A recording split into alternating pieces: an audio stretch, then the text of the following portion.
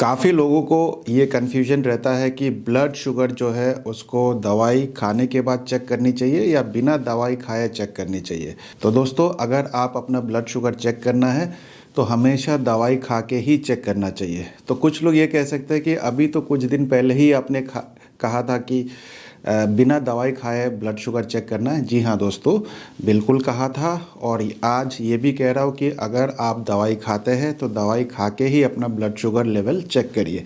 Usually यही करना होता है, लेकिन अगर आप ये देखना चाहते हैं कि बिना दवाई के आपके शुगर लेवल कितना है तो वो एक्सपेरिमेंट होता है जो कि मैंने आपको करके दिखाया था। ठीक है, एक तो वो एक्सपेरिमेंट होता है, आप एक्सपेरिमेंट करके देखिए कि आपकी शुगर लेवल एक्चुअली कितना जाता है। तो 2 दिन आप दवाई मत खाइए और नॉर्मल खाना खाइए, और जो भी खाना आप खाते हैं, नॉर्मल खाना, जो भी खाना, कुछ भी खाइए और फिर शुगर लेवल चेक करिए और देखिए कि शुगर लेवल आपकी कितनी बढ़ती है, कितना आता है। वो आपका एक्चुअल शुगर लेवल होगा। तो फॉर एग्ज़ाम्पल, अगर आपने 2 रोटी और सब्जी खाया और दवाई नहीं खाया 2 दिन, और फिर देखिए आपकी शुगर लेवल कितना आता है, तो आप समझ लीजिए बिना दवाई के आपके शुगर लेवल इतना है। तो फॉर एग्जांपल 300 भी हो सकता है, 400 भी हो सकता है। ठीक है, तो आप समझ सकते हैं कि बिना दवाई के आपके शुगर लेवल बहुत ज़्यादा है और ये आपके शरीर में एक्चुअल शुगर है। दवाई से सिर्फ और सिर्फ आप शुगर लेवल को कम करते हैं और शुगर को कम करके रखते हैं ताकि आपको कॉम्प्लिकेशन ना हो। लेकिन मैं आज आपको बता दूं, अगर आप दवाई लेके शुगर को कम कर रहे हैं तो आप सिर्फ और सिर्फ एक इल्यूशन में हैं, क्योंकि एक्चुअली आपके शरीर में शुगर उतना ही है।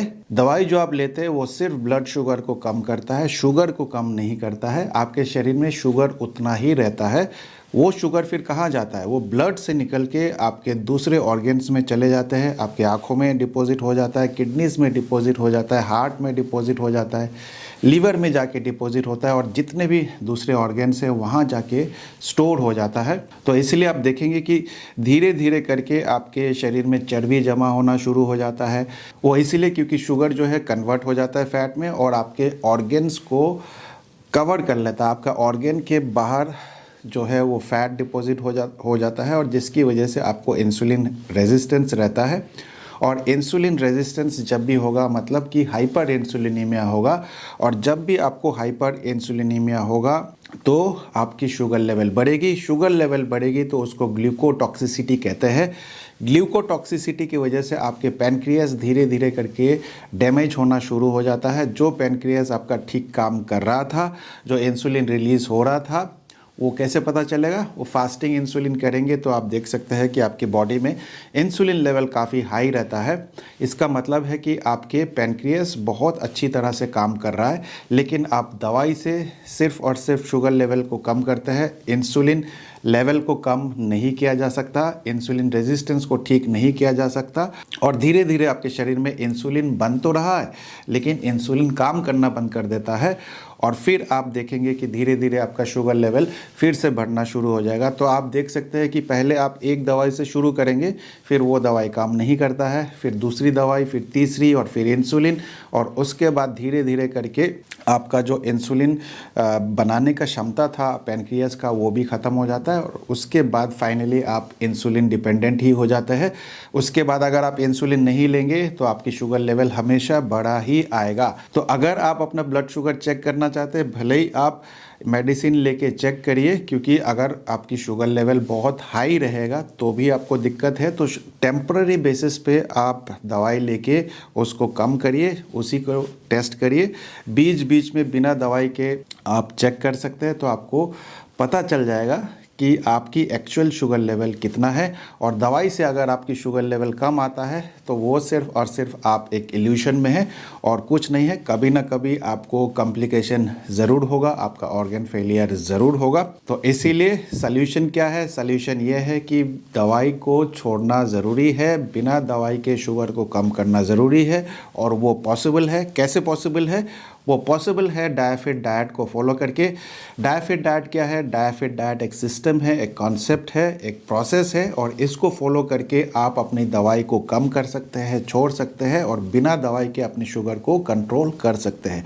एक बार फिर से बता दूं आपको, डायफिट डाइट कुछ नहीं है, ये एक कैलकुलेशन है। इसमें आपको 26% या उसके नीचे आपको अपना कैलोरीज जो है वो कार्बोहाइड्रेट से लेना है। 1.5 ग्राम से लेके 2 ग्राम पर केजी बॉडी वेट आपको प्रोटीन से लेना है, और बाकी जितना भी कैलोरीज बचेगा वो आपको हेल्दी फैट से लेना है। अगर आप डायफिट डाइट को फॉलो करेंगे तो आप धीरे धीरे देखेंगे कि आपकी शुगर लेवल जो है कम आ रहा है बिना किसी दवाई के, और आप अपना डायबिटीज़ भी रिवर्स कर सकते हैं, इंसुलिन रेजिस्टेंस रिवर्स कर सकते हैं, प्री डायबिटीज़ रिवर्स कर सकते हैं, और एक हेल्दी लाइफ जी सकते हैं। तो आज से ही डायफिट डाइट को फॉलो करना शुरू कर दीजिए, और उम्मीद करता हूँ आपका सवाल का जवाब मिल गया होगा। दवाई खा के ही शुगर चेक करना है अगर आप रेगुलर बेसिस पे दवाई खाते हैं। मैं कोई दवाई नहीं खाता हूँ, और इसलिए जितना भी एक्सपेरिमेंट करके दिखाया बिना किसी दवाई के दिखाया है। लेकिन आप लोग ये मत करिए, बीच बीच में एक्सपेरिमेंट करके आप देख सकते हैं कि आपकी शुगर लेवल कितना आया है। और दवाई खा के शुगर को कम करना मैं सिर्फ एक इल्यूशन मानता हूँ, और अगर आप इल्यूशन में रहेंगे तो कुछ टाइम के लिए आपको बहुत खुशी मिलेगा कि दवाई से मेरी शुगर लेवल कंट्रोल है, मैनेज्ड है, लेकिन फ्यूचर में आपको दवाई के भी साइड इफ़ेक्ट होंगे।